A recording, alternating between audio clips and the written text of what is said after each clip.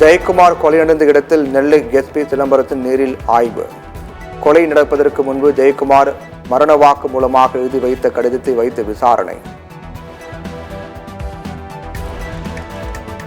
நெல்லையில் ஜெயக்குமார் கொலை வழக்கில் தொடர்புடையவர்களை உடனடியாக கைது செய்ய வேண்டும்.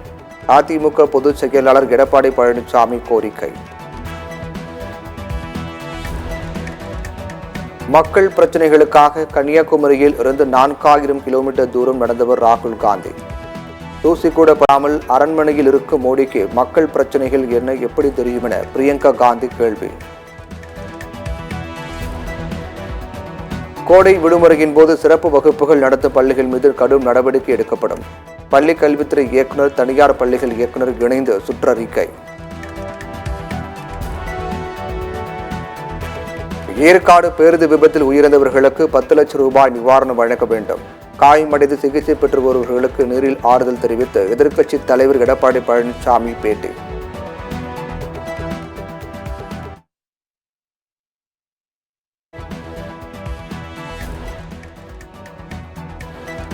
தமிழ்நாட்டில் அரசு பேருந்துகள் பழுதடைந்து மோசமான நிலையில் உள்ளதாக எடப்பாடி பழனிசாமி விமர்சனம்.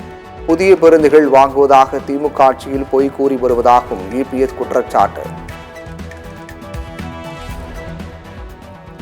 நெல்லை கிழக்கு மாவட்ட காங்கிரஸ் தலைவர் ஜெயக்குமார் மாயமான சம்பவம். உடல் எரிந்த நிலையில் சடலமாக மீட்கப்பட்டதால் பரபரப்பு.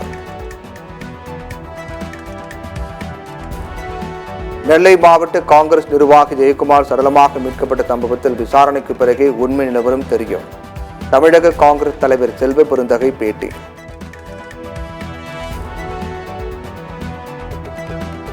பொதுமக்களின் தண்ணீர் தேவையை பூர்த்தி செய்ய எண்ணற்ற திட்டங்களை உருவாக்கியது அதிமுக அரசு.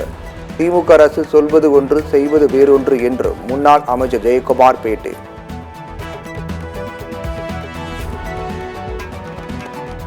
மக்கள் தங்களுக்காக பேசத் தொடங்கிவிட்டால் கவிஞன் தன் குரலை தனித்துக் கொள்ள வேண்டும். இளையராஜாவுடன் கருத்து மோதல் ஏற்பட்ட நிலையில் கவிஞர் வைரமுத்து எக்ஸ் பதிவு.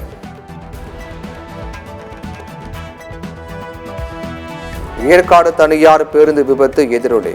ஏற்காடு செல்லும் வாகனங்கள் பேருந்துகளில் போக்குவரத்து அலுவலர்கள் ஆய்வு.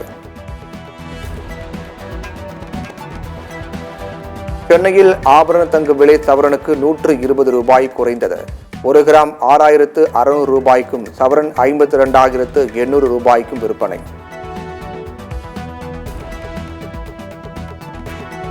சென்னை விமான நிலையத்தில் 1 கோடி ரூபாய் கடத்தல் தங்கம் பறிமுதல்.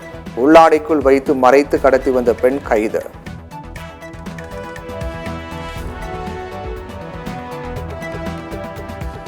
இலங்கைக்கு கடத்தப்பட இருந்த 2.37 கோடி ரூபாய் மதிப்பிலான வலி நிவாரணி மாத்திரைகள் ராமநாதபுரத்தில் பறிமுதல்.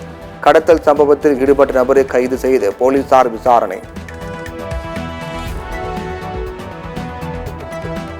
கர்நாடகாவில் ரேவண்ணா ஆதரவாளர் கைது. பாலியல் துன்புறுத்தலால் பாதிக்கப்பட்ட பெண்ணை கடத்தியதாக இருந்த புகாரில் மைசூரு போலீசார் நடவடிக்கை.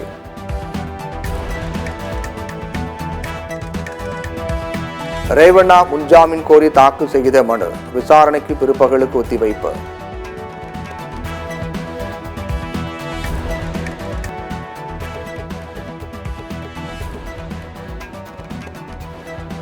பிரேசில் நாட்டில் இடைவிடாது கொட்டி தீர்த்த கனமழை. சாலைகள் வாகனங்கள் அனைத்தும் சேற்றால் நிரம்பியதால் மக்கள் அவதி. ரஷ்யாவுக்குள் தாக்குதல் நடத்த தங்கள் நாட்டு ஆயுதங்களை பயன்படுத்தலாம். தங்கள் மீது படையெடுத்துள்ள ரஷ்யாவின் பகுதிகளில் தாக்குதல் நடத்தும் உரிமை உக்ரைனுக்கு உள்ளது என்ற இங்கிலாந்து பரபரப்பு கருத்து. அசாம் கோக்ரஜாரில் பயங்கரவாதிகளால் பாதிக்கப்பட்ட கிராமம் கைத்தறி தொழிலுக்கு திரும்பியது.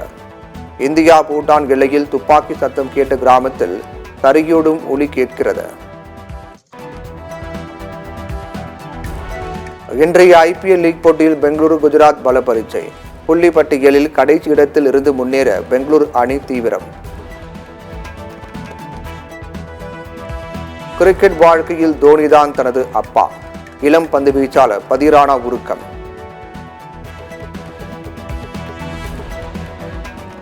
விசா பணிகளை முடித்துவிட்டு சிஎஸ்கே வீரர்கள் பதிரானா மற்றும் தீக்ஷனா இந்தியா திரும்பினர். சென்னை அணிக்கு சிக்கல் நீங்கியுள்ளதாக ரசிகர்கள் கருத்து.